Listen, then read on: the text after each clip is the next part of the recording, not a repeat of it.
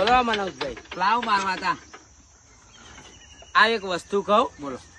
તમારે ખેતમ દોતું મારવું હોય તાર પેલો વીજલો આવે, હા થ્રેશર નું કામ ટકા વીજલો, રોટાવેટર મારવું હોય ટકા વીજલો, અને આ લોડ વાળું અને પડી રહેલું છે આ પ્લાવમાં વધારે ડીઝલ ખાય એટલે તમે મને કહો.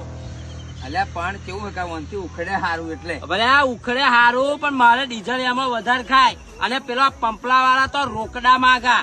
આ ગઈ દિવાળીએ તમે કેરીઓ કરી હતી હા. તે ઘડીના પૈસા હજુ તમારા હે ને તલ્લે ચડેલા છે.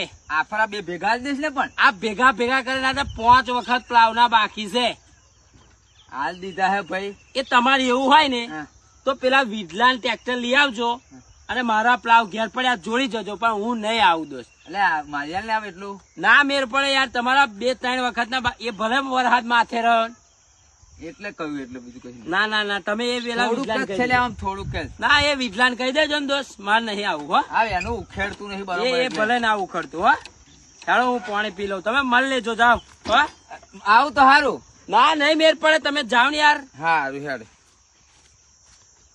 અહીં તો રોકડા કાઢીને લાવવાનું ડીઝલ, પેલા પંપલા વાળા બાકી રાખતા નહીં. આવા મન્યા જેવા આવા પોચ મળે તો મારી આખી સીઝન બગડી જાય. બોલો આવું થાય એટલે આપણે જવું જ નહીં મન્યા. રોકડા હોય ને હોય કેશ ને તો પડે ટેસ. બરાબર ને મિત્રો? જય માતાજી.